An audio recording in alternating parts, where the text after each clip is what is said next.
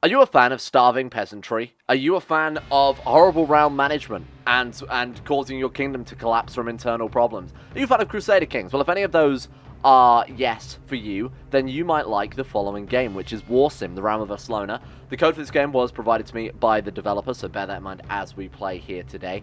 Thank you for that. Full disclosure and all that. This looks like a pretty decent fit for the channel as well. It's a game that I've actually noticed a couple of times on Steam. This is a kingdom management game that touts the ability for you to rule your kingdom however the hell you want. If you want to be a glorious, glorious tyrant, then you can definitely do that. If you want to be a fair and just weak king, then you can do that as well. Now, for the first playthrough here, we'll take a look at what the game has to offer, some of the features, and how it actually plays through. And then we'll do a, how about we do like a tyrant run or something like that, and see the sort of consequences and the actions you can actually get up to in this game, taking it to the extreme. So, how would I describe this game? Well, I've played it for about an hour, and I would describe it as kind of like the essence and gameplay of CK2 boiled down into a repeatable roguelike experience. And I think it's very approachable as well. I really like some of the design choice of this game. Now I know that some people might be immediately put off because it is a sort of text-based ASCII adventure game. Don't be. I know that's different. I know it's quite easy for me to say, but absolutely don't be. Give it some chance, because this is a hell of a deep game, and they've done some really, really great work with the actual mechanics, and I think the gameplay will absolutely outdo any expectations you've got for it here. And again, I've only done a couple of playthroughs, so I'm not an expert by any stretch of the imagination, but I feel like it's so approachable, you don't need to be an expert. I think this is one of those games that you could really just pick up and keep playing, and sort of experiment with and see the type of thing that suits you.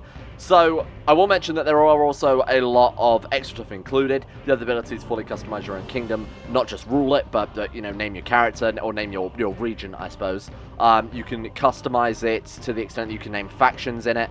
There is quite a decent faction management system, actually, kind of somewhat akin to Rimworld as well. Another good reason why I'm playing this game. We'll check some of that out at the end of the video. Option 4 there, you can see on the main menu screen here, allows us to do things like that. So I will show that off towards the end of the video. But for the first part, let's focus on gameplay, shall we? So when you start a new game, you are going to be greeted by, honestly, what I can only describe as some of the greatest artwork I've ever seen. Like I said, it's all sort of text-based ASCII art there. You can toggle this off if you prefer a full sort of imaginative experience.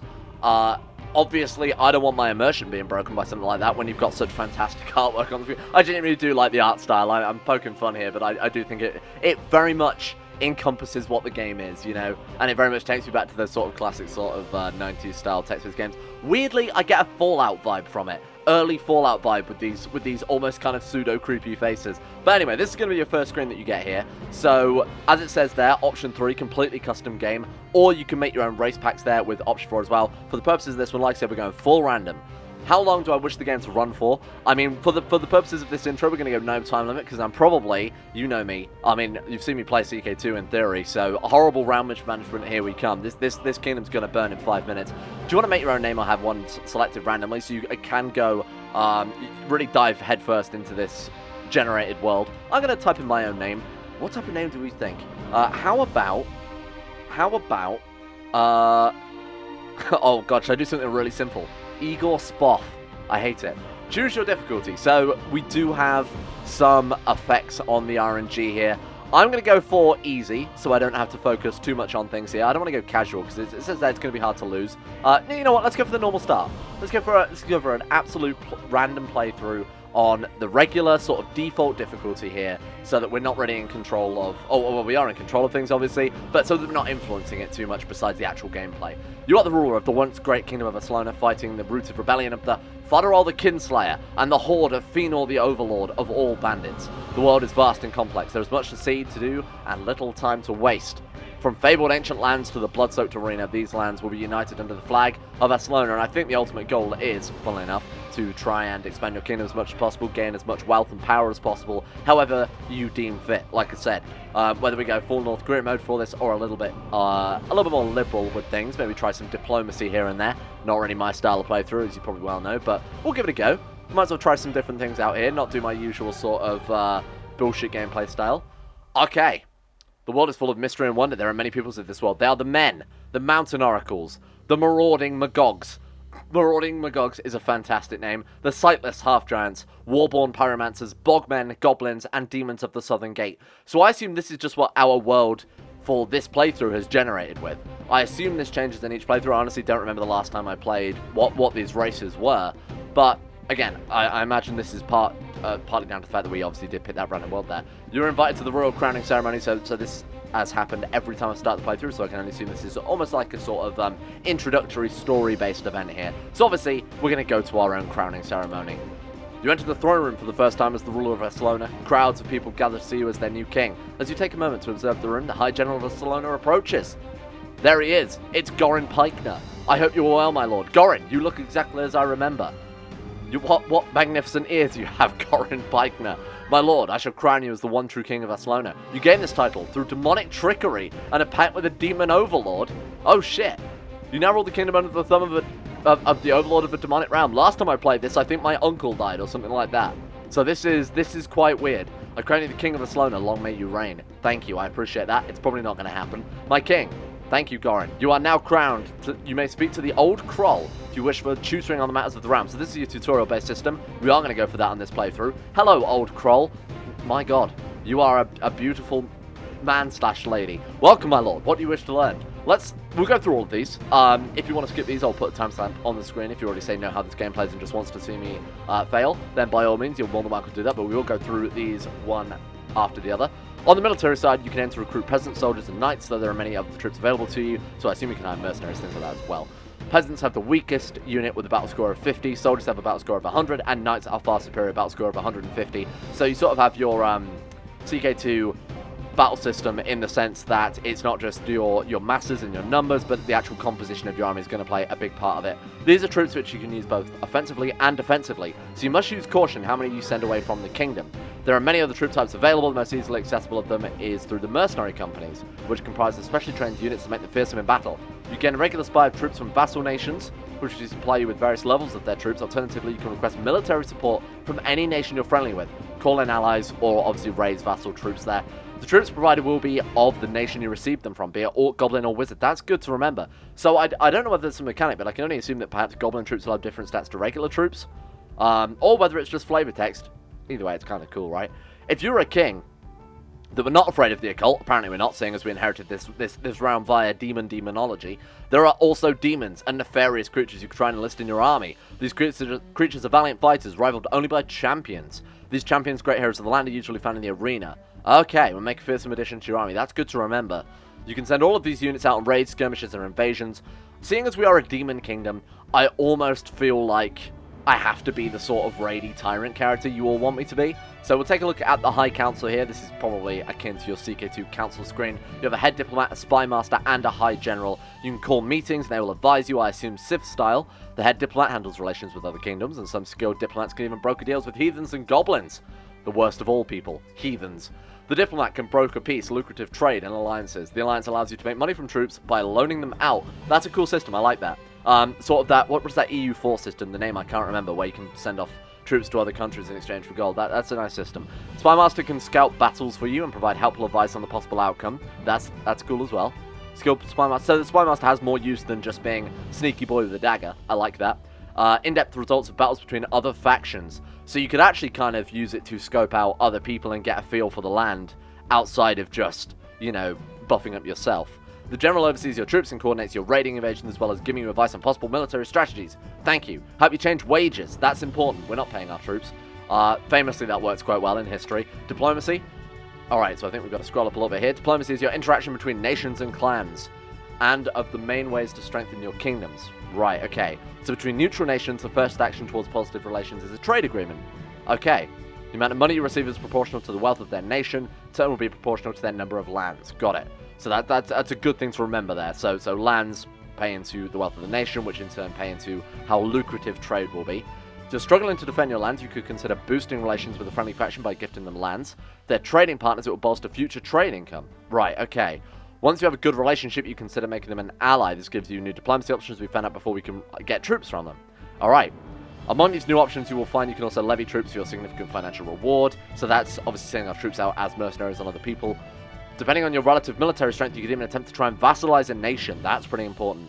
It's the only way to ensure entirely peaceful realm without destroying every kingdom. Once your kingdom is your vassal, you can instruct them to attack other factions.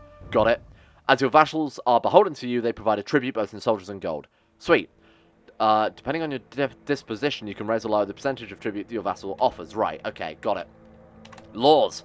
Laws affect the options available to you and have a substantial effect on your public opinion. Laws are flexible and changed at your whim. They can be used as you see fit. That's what I like to hear. Nice.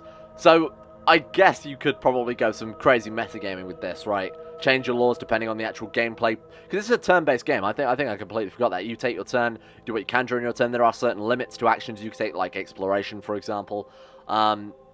I assume depending on how your turns play, you could then maybe take the laws to extreme, one or the other. If you need money in a hurry, really crank up taxes. If you need troops in a hurry, you know, lower taxes, increase troops, something like that. Your stance on slavery, be it goblin and human, and your demeanor towards outlaws can also be reflected in our laws. Well, bandits are a scourge. They desire money above all else. Fighting for you or against you makes little difference. Right. Closing the prison, opening the militia up to accept bandits, and even training bandits into soldier peasants are all things open to you. These are some really nice, flexible systems. I have read through this all once before, but again, for posterity's sake, so you guys know what's going on. And so you can tell me what I've done wrong in the comment section below. I figure we might as well go through this anyway. Building offers benefits to the kingdom that cost a great deal of coin. Certain buildings are erected, you can visit them and gain access to their utilities.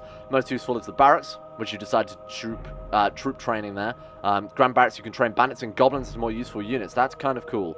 So I wonder if there's an arbitrary style system where you go like bandits, light infantry, you know, heavy infantry, knights, or whatever the hell it was, or whether or not there is some unique values in there that we'll have to take a look at as we play through. Libraries allow you to read books on the world. Shrines of Harvest will increase your prosperity, and palisades will help protect you from bandit incursion. Remember, however, that the buildings you can access in the center of the kingdom are not the only ones you find out there in the world. There are many businesses, forts, mines, and less reputable locations that can become yours. That's cool. Alright, fair enough. Brothel Learning King, I think it's time. The Throne Room. So this, so I should probably mention a couple of playthroughs I've done before. I was kind of testing out different features, taking things to the extreme, seeing what sort of consequence I got. I never did a proper playthrough. So, in terms of balance and in terms of actual gameplay, I'm probably going to be fucking god-awful, the same as you guys watching this right now. It's going to be sort of the equivalent of my first playthrough, but I do have some idea what certain things do. Your decisions are ranging from impactful, but your input is needed on an individual basis too. So this is where we can actually speak to the individual peasants, sort of bolster public opinion really by being a fair and just ruler. Almost I would liken this to the rulership focus of CK2, right? Where, you know, you have people turning up in your court with some pigs and you have to decide what to do with it. That can affect... that's basically what this is, right? So it'll affect public opinion. You might affect your tyranny score if you decide to throw a particularly terrible peasant into prison, that type of thing. You can arrange staff meetings here and give orders to your guards who they let in. Right, cool. The arena. From the Steam page, apparently the arena got a massive update recently, so this has probably changed a fair amount if you haven't played this game in a while or if you're familiar with it from before. The main source of entertainment in Aslona, the arena, is run by unscrupulous men, eager to make a profit from commoner tournaments to the massive battles of champions. You can find betting and entertaining in equal supply, however. If you were to own the arena, the rules of engagement will be up to you. So when I played through, I did a little bit of this arena work as well, and you can own the arena, as it says there. From what I saw, it was ridiculously expensive. So it seems to me almost like this game has a lot of end-game replayability as well. So you could, in theory, I guess, set up yourself the infinite playthrough, I guess, but by the end of it, you'd probably be quite OP if you played effectively. But it does seem like there is a lot of end-game consideration here. You know, with certain roguelike games in particular, they're almost designed to kill you off early, and then the end game suffers as a result, because people rarely get there. This one, I don't think it's the case. If you were to be a shining god of battle, you may want to pull him out of the arena fight and make him champion of your own. That was what we read in the earlier screen, something I actually didn't notice when I played through last time. And let's take a look at military action. As an agreement between the nations of the realm, military activities will only be conducted during the winter months. Right, okay. So at the end of the year, you get to decide on who you wish to attack within the realm. Got it. Be wary, though, as troops you have available for attack are pulled from the pool used to defend the realm. So, if we go on a large offensive crusade and it also turns out that several other realms are attacking us, we could be in trouble there. Right. Skirmishing, raiding, and invasion all have their own pros and cons. Skirmishing is for whittling away the troop count of an enemy army. Carries the least risk and is the easiest to fight and win. If gold is more pressing, you can foray deeper into enemy territory and raid the lands with greater risk to your troops. Most extreme form is an invasion. They'll attempt to take and hold the land, transferring control of it to you. Once a kingdom runs out of land, it is defeated. Right. During the year, you can engage in military action via mercenaries. They have no rules around engagement. Okay, got it. So that's just around... I assume not just limited to winter in that case is what that seems to be implying to me. Got it. That's cool. So you could attack potentially earlier on in the year with the mercenaries then, and then attack it during the winter. I think that's kind of what this last line is implying there. Alright. I think we are good. Hopefully, that then is the gameplay loop explained to you all, and you guys can correct me for any mechanics I'm about to fuck up here. And this is your general overview, right? So we've got there 2,000 gold, 571 men, 5 land, and -10 public opinion. All our different menus here. You can do these in any order. You're not limited in what you have to do. Say if we go and visit one, it's not going to block us off from doing the other. There isn't any sort of time limit to my knowledge. You just end your turn when you are happy with what you've done here. So let's go ahead and take a look at first thing. And this, I will admit, this got some laughs at me the first time I played. Let's go visit the throne room, because this made me... it did make me laugh out loud quite a few times here. You enter the throne room and take your place on the throne of Aslona. You're told that there are 20 people waiting to see you. We don't have to see them all. We can even tell our guards to piss off. We can... I ended up hiring a bard at one time to entertain the guest entering the throne room. We can tell our guards we're no longer seeing visitors, but I assume that would lower our general opinion here. So we'll treat this as sort of a first balanced playthrough. I'll try not to do anything particularly egregious, and then if we have time, I'll go into a Tyrant playthrough. And we'll put everyone into our army and force conscription, you know, that type of thing. Right, let's send in the next visitor. You're visited by a young knight. My king, I come seeking a quest worthy of me. We can allow him to quest, refuse the man, or throw him in the dungeon. Obviously, I think throwing him to the dungeon is a bad idea. I think that might lower our public opinion. Let's allow him to quest. Very well, I shall go on a quest for you. Now, I assume that might have some negative connotations, because that only seems like a good thing, this dude going out on a quest on our behalf. I suppose he might go out and fuck something right up, and it'll be on our head, because we're the one that obviously sent him out there. We're visited by an old man, who asks if you could spare a few coins. His family is starving. Right. We don't seem to have that much gold anyway. I assume if we give him... I don't really want to lower public opinion. I'm going to say give him nothing. I don't think we can afford it at this stage. Yeah. Rumors of your cruelty spread. -1 public opinion. Now, we're at -11. Just bear that in mind. I wonder if we get too low. I do remember one of my playthroughs that got it so low that the peasant kicked down my front door and I was deposed of, by which I think they killed me dead. Visited by a farmer who claims one of your soldiers killed one of his chickens. Oh, God. Pay 41 gold. Refuse his request or to the dungeons with him. My God, 41 gold. So I assume if we refuse it again, let's test this out. Leave sobbing. Okay, so we don't have to. Maybe that'll have some repercussions as well, I'm not entirely sure, but that didn't have an immediate public opinion hit. Leave sobbing, that's quite funny. Oh, hello. You're visited by a small stray cat who walks into the throne room purring. Stroke it, do nothing, feed it, kill the flea-ridden beast, burn it into a witch's cat or to the dungeons with him. We are a good king. We are a just king, so I'm going to stroke the cat. Purrs and then leaves. Goodbye, cat. A travelling game master visits your court and invites you to play a popular tavern game called Sudden Death. 20 gold per play. The price is double your gold. He says he plays Western rules. I don't know what that means. He has 240 gold. Should we give this a go? How to play? Player goes first and rolls the 9 dice. Whichever dice lands on a 6 will remove from play. Oh. Right, okay. So the active player must get at least 1 6 to remain in the game. The player does not get a 6 loses. Okay, I see. That's a very... So we get to go... Player chosen to go first rolls the 9 dice. Got it, okay. Sure. We'll play the game, see how we go. Flips coin lands on tails, we go first. Right. There are 9 dice remaining. So I see that the whole point of this is we've got to get... Oh, okay, careful. So we've lost 4 of our dice already. So you don't want to roll a 6, is the idea of it. It's the person to not have a 6 loses, right? So we've lost 4 of our dice. That's a terrible first turn. He rolls the dice. He did not get a 6 in his roll. We win. Oh, well, that's pretty great then. We won. So if you don't get a 6, you lose, but you want to get as few 6s as possible, if that makes sense. Nice. Hey, thank you. We can hire him as a staff member, which I assume will allow us to go and visit him whenever we want, so if we're feeling lucky. I mean, it surely is a 50-50% chance of winning no matter what, but if you go first, then you've got an objective advantage. You know, let's not worry about that. I'm going to say, I don't want to do any of these things, actually. I don't want to play the game. I don't want to... yeah, we can refuse to play. Yeah, sorry. Man leaves. I don't particularly want to hire you. I think we've got bigger things to worry about right now. Next visitor, please. Oh. Oh, God, that's kind of spooky. The visitor by an old hag who claims one of your soldiers stole a magical apple from her. 250 gold to replace it. If we don't, she wants to die. Consequences. I am a just king. Burn the witch. She's killed and turned to dust. Well, hopefully that solves that problem. Send in the next visitor. You're visited by an insane man who says the dead is truly stuck in the cycle of his realm. Thank him for his words. The man leaves your court. I figured killing an insane man might have some consequences. Magical witch, though. Fuck her, honestly. Visited by a bandit. Oh. Obviously, a cut of his gold.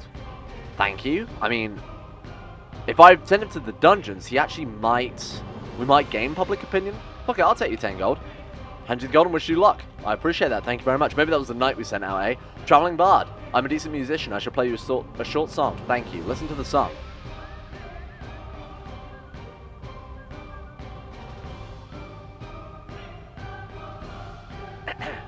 Wow. That was a great performance. Thank you. I'm going to say that was such a great performance. Payment bonus of 50 gold. I mean, we're on agreement. That was pretty fucking great, eh? Thanks you for the gold. Can I hire him? I can. So this is what I was talking about earlier. 41 gold. And his skill as a whistler is 63. We will hire Gibbles the Whistler. Welcome, my new court musician. Can we then... So upgrade your throne room to host entertainers. Maybe we have to upgrade the throne room before we can put him to work. I'm not entirely sure. Send in the next visitor. I noticed at the bottom of that list there is communicate with a demon overlord. Interesting. The rotting will forever squirm, but tastes much nicer than the worm. Kill him for his words. He's killed on the spot. How dare he say such things. I'll quickly blast through the next 10 visitors, and I'll put in any important ones, and then we'll go and speak to the demon overlord and see what we get. This is interesting. Alright, we've got a messenger from Fëanor. You're approached by a man who claims to be a messenger of Fëanor, leader of the bandit horde. He says that Fëanor has been observing you and wishes to form a truce as you lead your people with brutality. Yes, we do. I think I've already killed 3 people, and I said I was going to be a just king. To be fair, one of them was a witch and one was a madman. Fuck it, yeah, I'll take a truce with the bandits. Thank you. Wishes you luck in your pillaging. Ah, me too, friend. There's no one here. Excellent. Tell your guards you're no longer seeing visitors. Tell your guards to keep out the rabble. Call a council meeting of Aslona. Learn about managing the ram. Or, I think, we're going to communicate with our demon lord. Hello. You visit the Mirror of Demons and begins to consult with the demonic overlord. He appears before you and asks what you've summoned him for. Destroy all kingdoms and clans. All bandits and goblins. All must be destroyed. Okay, thank you. I don't wish to serve you anymore. That seems like a button I don't probably want to press yet, eh? Nice. So that's the throne room. And that's, I guess, just some more seems like flavor to me than anything else. Oh no, we have like 2,000 gold in the treasure. I thought we only had like 200. So recruit and sell troops. We can hire peasants from the local militia for 28 gold. We can hire soldiers from local guilds and forts. So peasants were obviously the lowest, soldiers middling. Knights are the best we can get.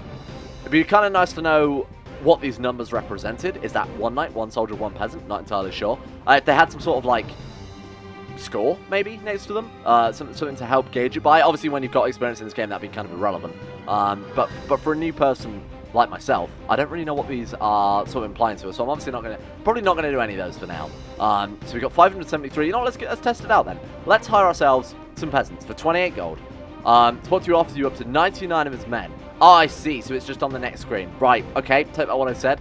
Local militia is brought to you, offers you 99 of his men at 28 gold per head. You could afford 70 of them. You currently have 335 peasants in your ranks. I'm going to say none. So we can actually check our ranks sort of thoroughly here. 133 soldiers in our ranks, and I assume we have like a much less. A third of that probably as knights. Yeah. There are 25 of them. You currently have 5 knights. Wow. Okay.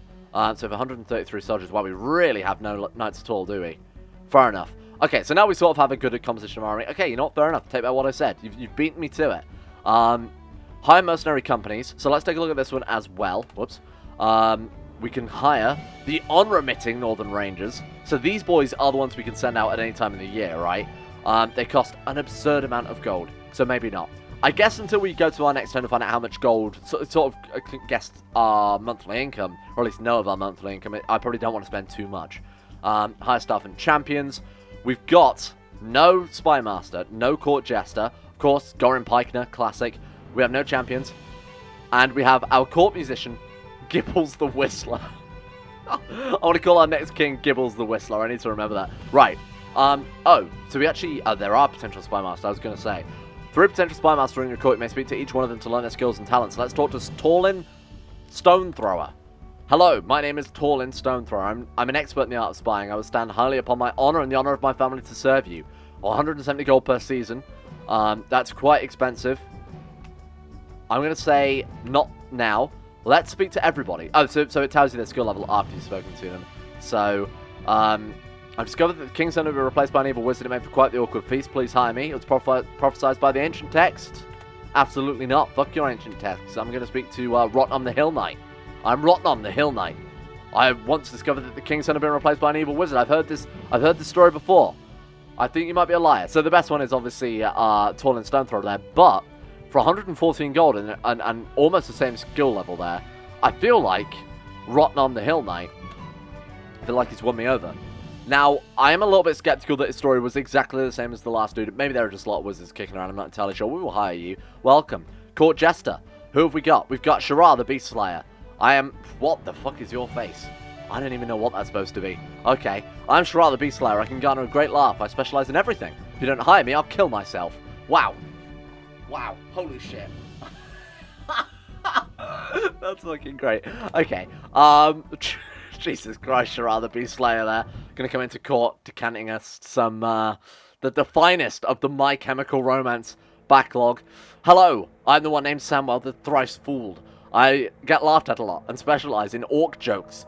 I do love myself some orc jokes. I almost feel like I have to hire Shara right now because he's the one that's actually got a laugh out of me. Marrow the Dark. I will serve you loyally as I can, making a complete fool of myself.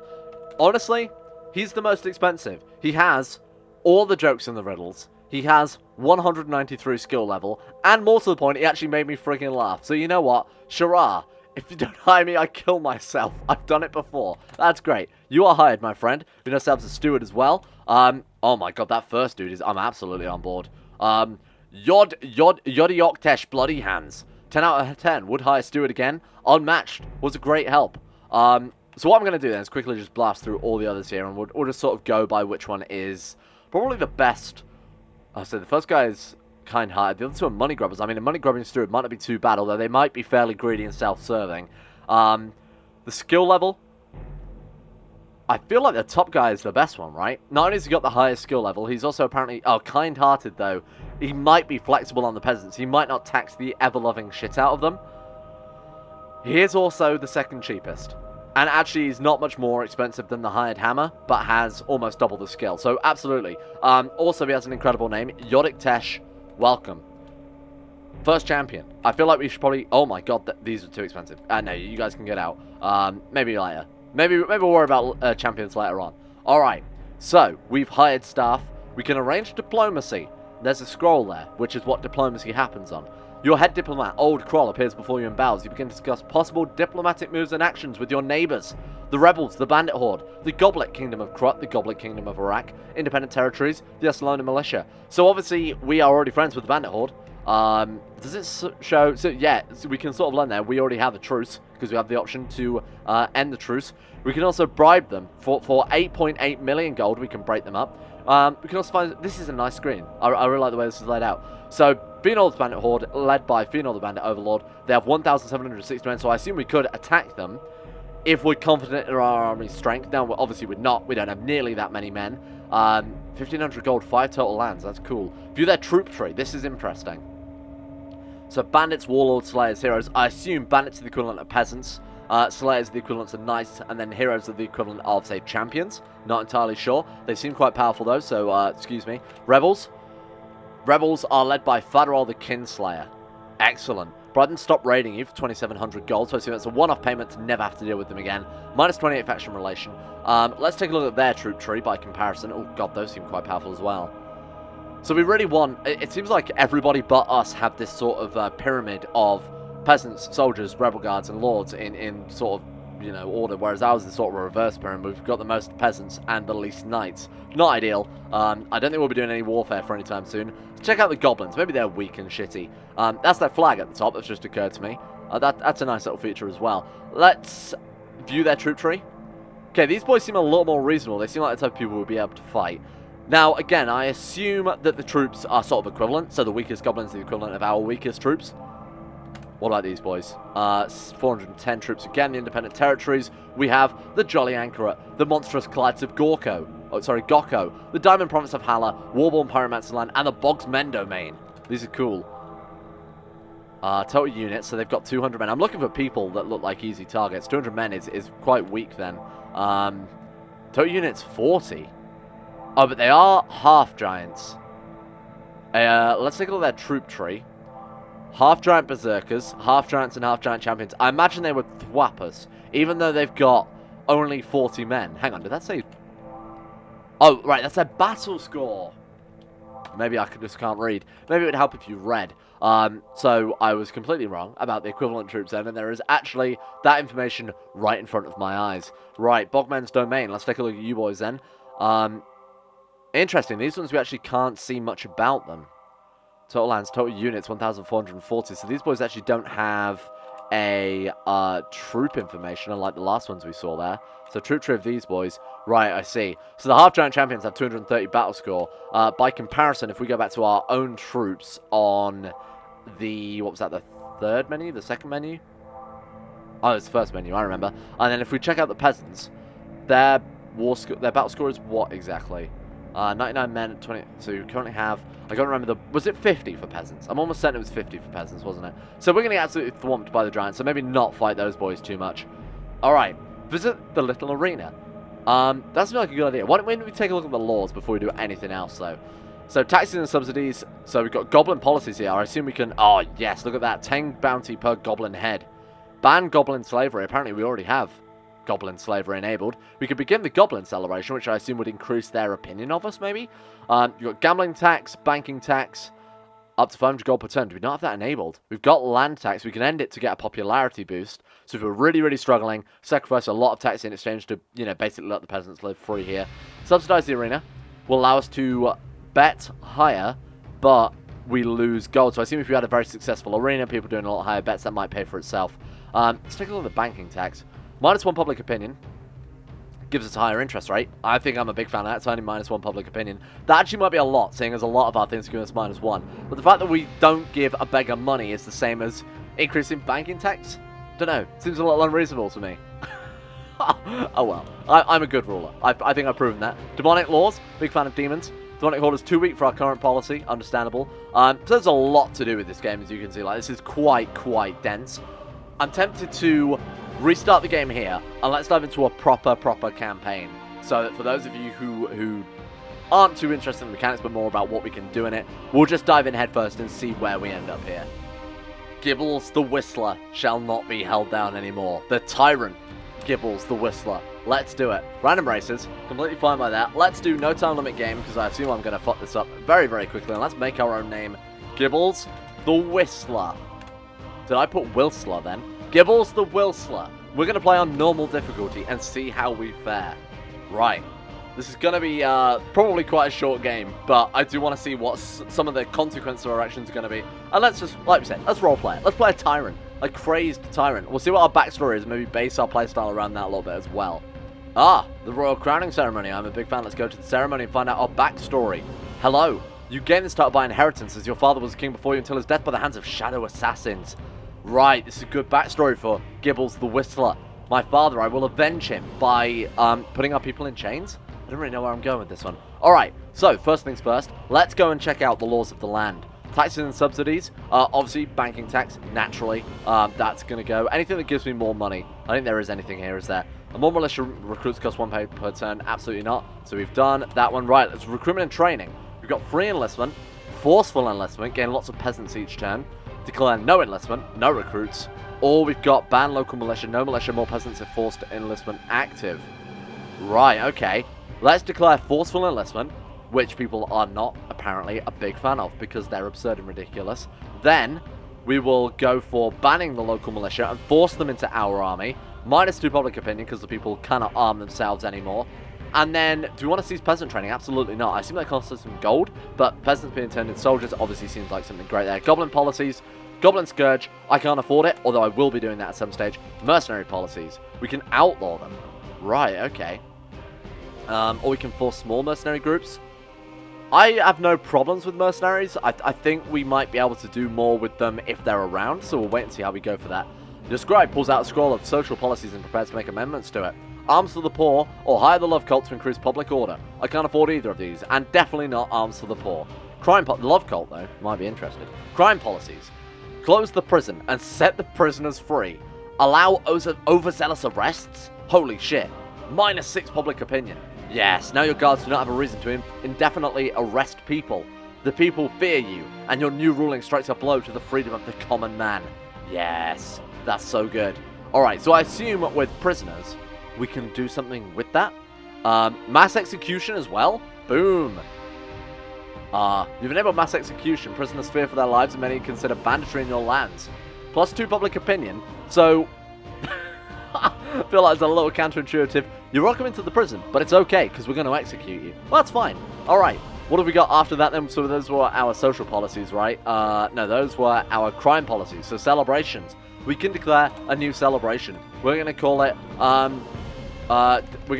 the Diddle Gibbles celebration.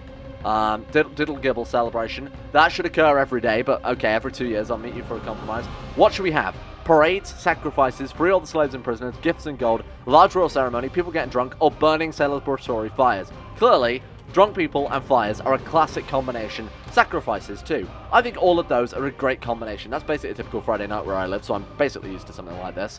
Alright, the celebration of Diddle Gibble. I love it. Alright, number 8, others. Bandit Scourge. So we can go out and wipe out the bandits. I think the bandits will approach me for a fucking truce. I think they'll be down on their knees in no time. Longer harvest hours. They work harder. Issues may arise. Get on with it. -2 public opinion. But hey, I am executing people, so that's balanced itself out. Forgive outlaws.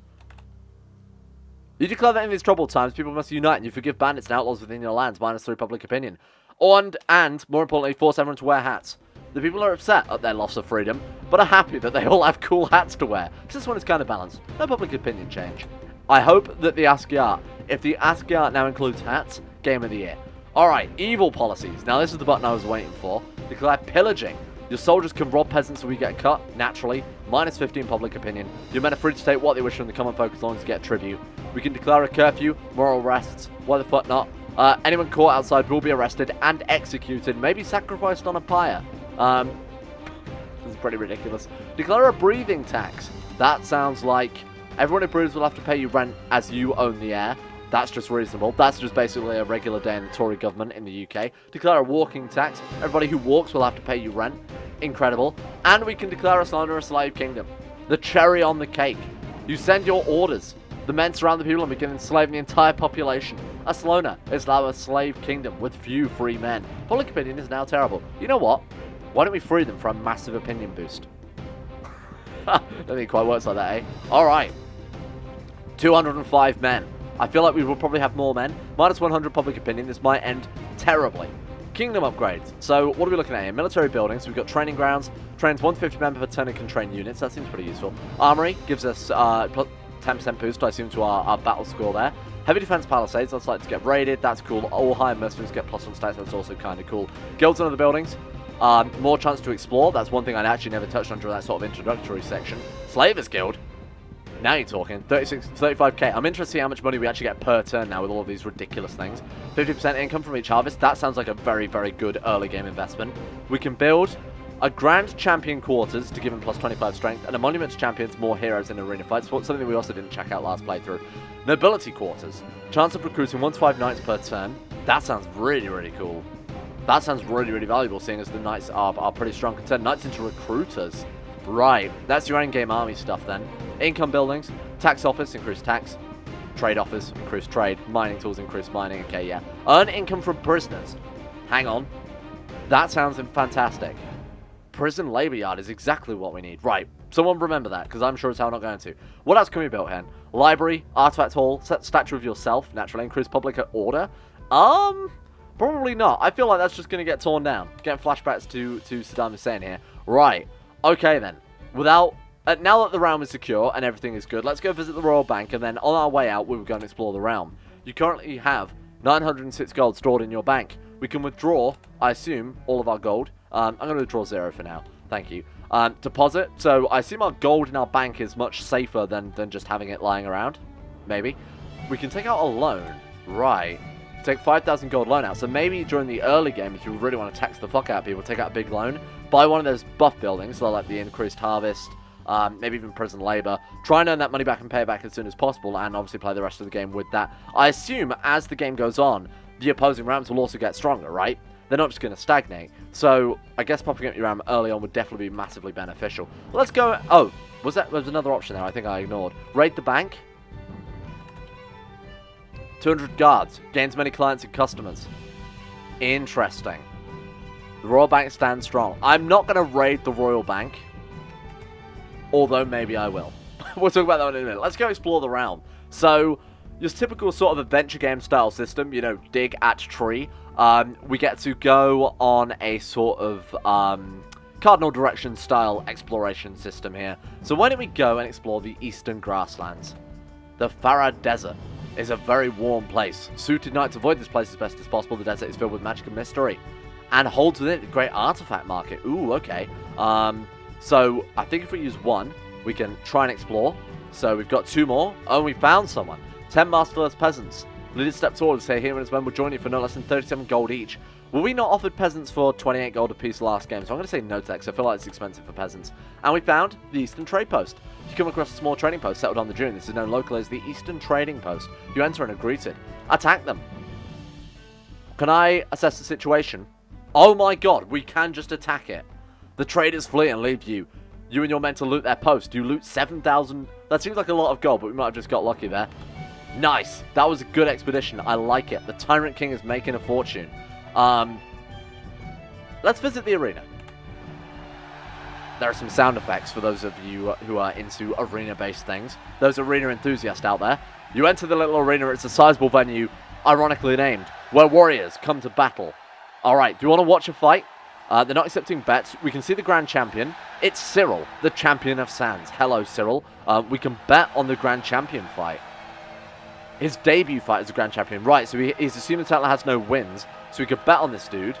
Let's check his stats. 190. Interesting. Okay. What's his backstory? He was a coastal watchman who didn't... So he's a hardened lighthouse keeper, basically. Alright. Let's bet on the dude. Fuck it. Do we want to bet on Cyril, the Champion of the Sands, or Swine the Hurried? Clearly, Cyril is going to get our money. I'm going to bet 100 gold on Cyril. The arena doesn't have that much gold. I guess we don't get to bet on Cyril then. Nice little animation there, though.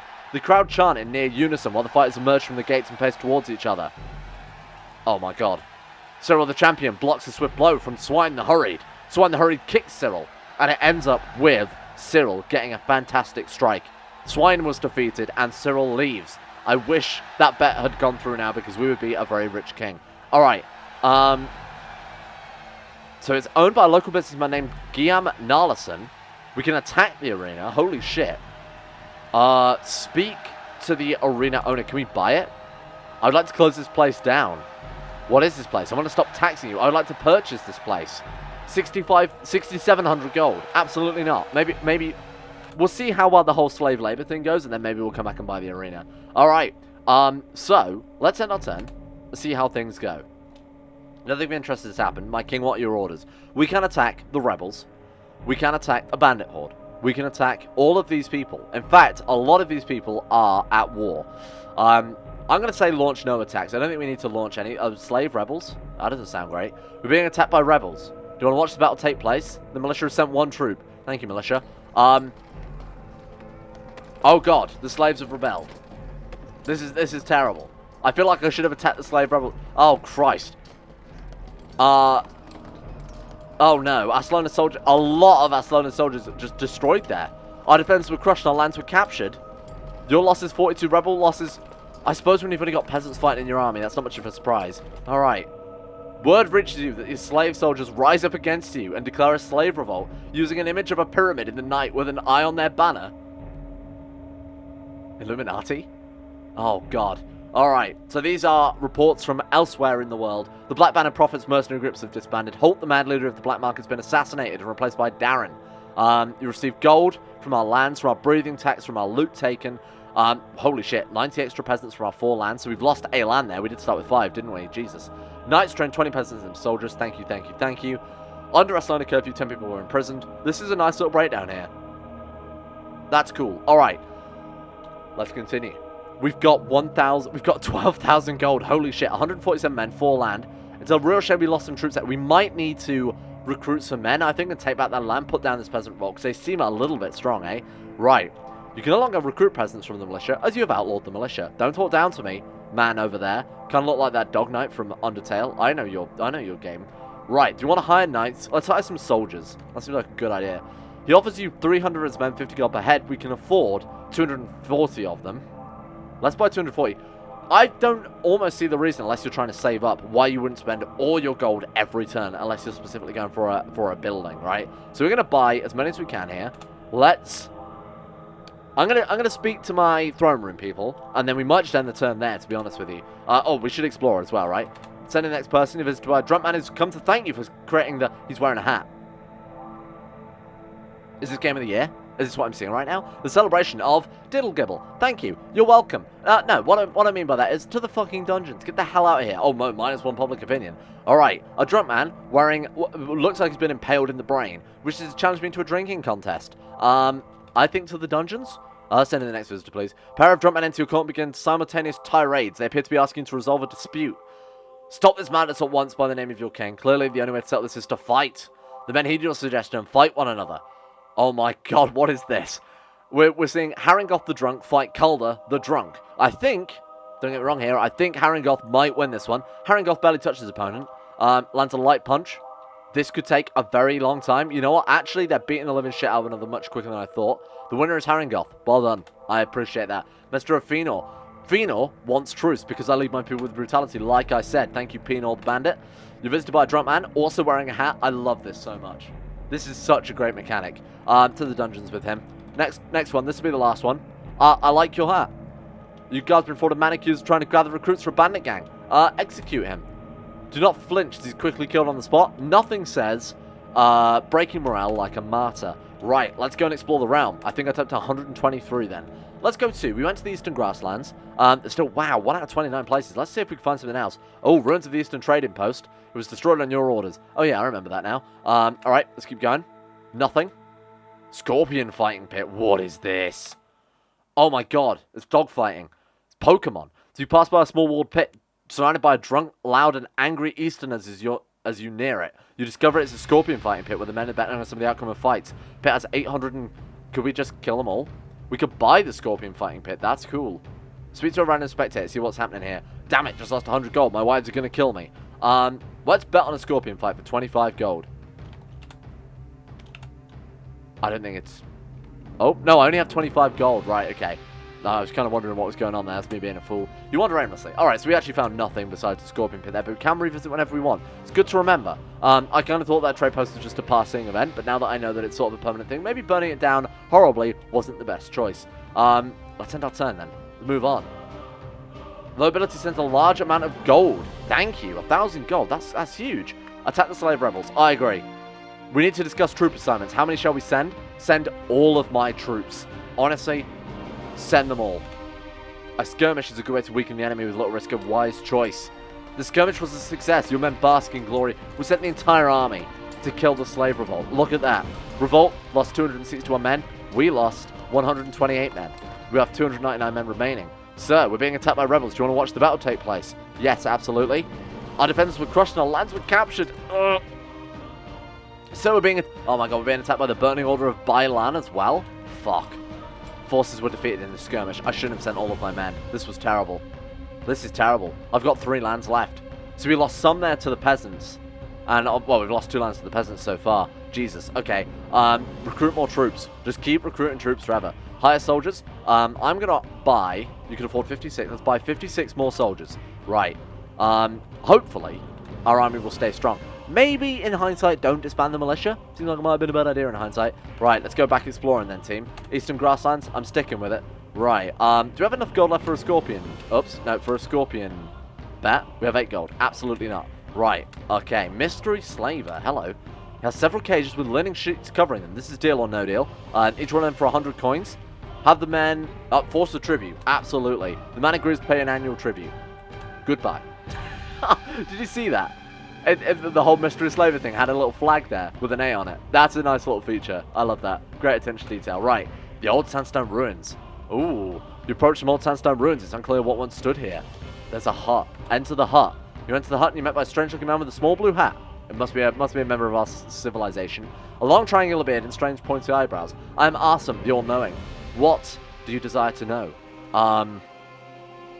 Tell me about the artifact market. I want to take everything they've got. So without the doubt, the core of Farad in the way of popularity, wealth, and fame. Sure. Tell me about the House of Art and Tapestries. It's a small art gallery. Thank you. Okay. Goodbye, wise old man from RuneScape. I will see you later. Right, let's go one more. Oh, God. Jesus, he's scary. The Wagon Man recognized you and bows. He requested a trade agreement. Of course. Let's see what you've got. Interesting. What a weird event. All right. Kingdom reports. So, what is our troop count then? We have 288 troops. Interesting. This is good to know. I quite like this. The income report as well is pretty great. So I assume that's going to break it down rather than having, you know, like 50 gold from peasants, 50 gold from income, you know, 50 gold from slave labor. I assume it's just going to say you gained net amount of gold per turn. That's kind of nice. Okay. Let's... Oh, shit. No. What did I do then? Oh, I just said bye to that. Okay, good. Let's end our turn. I'm kind of interested to see... We can attack the rebels. So these are the slave rebels, right? You know what? It looks like the slave rebels are gone. I think we might have defeated them. So these are the other rebels. Are we at war with this many people? This doesn't seem good at all. This seems goddamn terrible. Alright, let's attack the rebels. I need some information about the rebels. I was just about to ask for that. There's a fair bit of territory behind them. 8 lands. Jesus. A raid might be worth considering. Let's skirmish with them. Send all the troops, but we are at war. Ugh. Send half the troops. Yeah, that's a good idea. You arrive in the rebels' territory and prepare for a battle that will soon take place. You spot a rebel village as the enemy emerge. Nice. Skirmish was a success. We lost 37 men. We hired 52 this turn, so we are actually gaining men per turn here. Right. So we're being attacked by the rebels. Watch the battle. Our forces were defeated. Oh, God. They've got 51 men remaining, though. I think a big battle next time, we might be good. Right, let's recruit some more troops and hire soldiers from the local guilds. We're going to hire 44 of them. Thank you very much. Got to remember, these are soldiers too. Better than peasants. So if we're fighting peasants, if we're going toe-to-toe with rebels, I think we're just more likely to win it because of that. Right, let's go and explore the realm. Let's go to the northern lands. Nothing. A slaver's fort. Let's go and see what they've got. Attack them. Fucking hell. Okay, maybe not. Let's leave. Punishment ward is where disobedient slaves are taken and chained. Left to rot until they're nothing but bones. Huh. Well, it sounds like a great place. It sounds exactly like the type of place. Wander aimlessly, and we wander aimlessly. So we have found the slavers' fort, though. I'm going to keep ending my turn here. I don't think we really need to go see people in our court there. We've got 171 men. The rebels, though, had, what, like 50 men left? Let's fuck them up. Send all my troops. We prepare for battle that will soon take place. As you head forward, you spot a rebel war camp. The skirmish was a success. We have 151 men remaining. They lost 82. They must have hired some more, I guess. Watch the battle. The enemy has 69 men remaining. So they are gaining troops per turn as well. They enlist 10 new soldiers. Right, I see. But if we keep this up, though, we might be able to... I mean, we're getting more men than them, right? And more gold, so eventually we'll just whittle them down. Right, so I've hired some more dudes. Let's go to war again and see what we can pull up here. Skirmish, raid, invade. High chance of fatality. I wonder, why don't we try out an invasion then? They've got a lot of land, but apparently not many troops, so maybe the invasion might work. Send all of them. It will show them our true might and take their homes. If we could just grab land every single turn, eventually we're just gonna... Invasion was a success, we gain loot, land, and glory. We should just keep doing that every single turn. Because they're not... Are they gaining land back from us? Defenders were crushed, our lands were captured. Yeah. Okay, but... We are breaking even. We didn't lose any land that turn. Right. We're down to 56 men, though. There is a lot of balance to bear in mind when you're doing this. Obviously, unfortunately, my Tyrant strategy didn't work. What a shocker, eh? I think we'll leave this one here, because I think a whole campaign would take a very, very long time. You know, it's a simple gameplay loop, but it's quite deep. And like I sort of speculated, you could min-max this to the extreme. If you're the type of guy that likes to do things like that to really get the most out of your games, this is definitely something for you. Available on Steam. For the low cost of $3.99, Great British Pounds equivalent, I think you could easily get your money's worth within a few playthroughs, honestly. And from the looks of it, especially with all the customization packs and things like that, which we will look at after this sort of general outro, with all the customization going on as well, the constant updates to the game, I think this is the type of thing that pays for itself in no time, right? I think this is such a great game. Shout out to the dev as well for sending the code over here, and I know it appealed to a lot of you on the channel here, so good choice with that one. Link is available in the description below to the Steam page for this. Even if you don't want to buy it, if you've enjoyed the content that you've seen here, go and support them on the page. Go follow the game. Go give them a rating. All of that type of good stuff. Leave a comment talking about what a great dev and what a great game this is. I think this is really fun. I'm probably going to pick this up, you know, every now and again. We might even stream it a few times in the future. and use it as like a little bit of a warm-up game here and there. But I think just picking this up for a run every now and again would be really, really fun. Like, just a great roguelike design all around.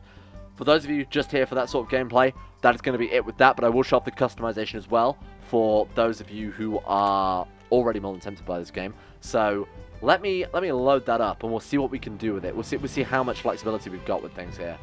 So we have here random generators, modder's toolbox. That's what I'm interested in. But for now, let's take a look at the random generators. So I actually those of you who don't know, I did like 3 years of computer science at university, so I have a background in coding, and for a D&D campaign, me and some friends planning never got around to doing it. I actually made something very, very similar to this, which is why I think I appreciate this game probably more than the average person who might pick it up on Steam, because I know the amount of work that's actually gone into this. I was mind-blown to think of the amount of different combinations they've got, the amount of work it would have just taken to come up with that much stuff is pretty insane.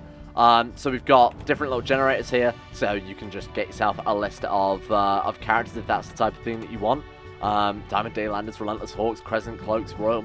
Like, this is a cool little feature, and this is basically what I coded myself, like I was saying, for the D&D campaign, but just this. So I know how much work went into this game, or at least I can sort of gauge how much work went into this game overall, with all the crazy amount of permutations and combinations of laws and things like that you've got going on here. Let's take a look at the modder's toolbox, though, because that's what I'm personally interested in here. So let's create our own race. We'll call them the Gibbles? Diddle Gibbles. It was the Gibbles. We'll call them the Gibbles. What type of skin would they have? I think they would have, obviously, light red colored skin. They would be evil. I feel like we've proven ourselves there. We would be an evil race. Choose population level. So, the stronger a race units with, the lower its population level. I mean, we were human, but obviously we had a large proportion of knights, a large proportion of soldiers. I'm going to go 75 there. Anything below 4 will be spoken to. 5 is human level. Right, so we are a human level civilized. Oh, I'm saying that. I would say we're not exactly civilized. I say we fall below bandits given what we did. Lowest tier unit, i.e. peasant level, that would be a whistler. Again, spelt wrong. Whistler. There we go. Enter their strength. Peasants is 50. I would just go for the base game system, because I don't want to affect the balance too much. Middle tier unit, i.e. soldier level. So this is going to be a gibbler, naturally. I'm going to say it's 120, because we did say that we'd have a slightly lower population. I'm going to say the strongest units are much stronger by comparison. Knight level, this is going to be the whistle, the whistle king. I spelled whistle so badly. You know what? Fuck it. Whistle king. Right, there we go. And these boys, I would say, would be like 180. Describe your race. Don't use full stop / periods at all, or the world will end. Can I use angle brackets? The programmer in me wants to, like, just fuck around with brackets for a while. Right. Okay, describe your race. The Whistlers. The Whistlers are a powerful and proud race of Dunning Kruger. I might be spelling this wrong, which is quite ironic. Of Dunning Kruger inspired men. Believing themselves to be great rulers. In fact, history has proven time and time again that they are little more than mushroom level in their kingdom management. No full stops. Write your own names for the Gibbles. We're gonna have Fibble. Oh, sorry. Here we go. We're gonna have Fibble. We're gonna have Diddle. We're gonna have Gribble. That's a holy name. You can't use that one very often. We're gonna have Kibble, classic. We're gonna have Nibble. Nibble's a good one. And we're also gonna have Slibble. Incredible. All right, finish. What faces will the Gibbles use? I kind of feel like they'd be... Oh my god, there is Mushroom Men. Incredible. You successfully created a new race. So now, this is what I like about this, right? We can go exit, we can go start a new game, we can go select races, and then, if we go make our own name, did I do random? So we'll go Gibbleino. There we go. Oh, look at this. So we can actually pick that number 87, Gibbles. Oh, that's so good. That's so good. I'm happy with that one. There we go, and there are races chosen. So lots of customization with this game as well. I think you could build your own little world with this, couldn't you? And you could encourage some friends to build it.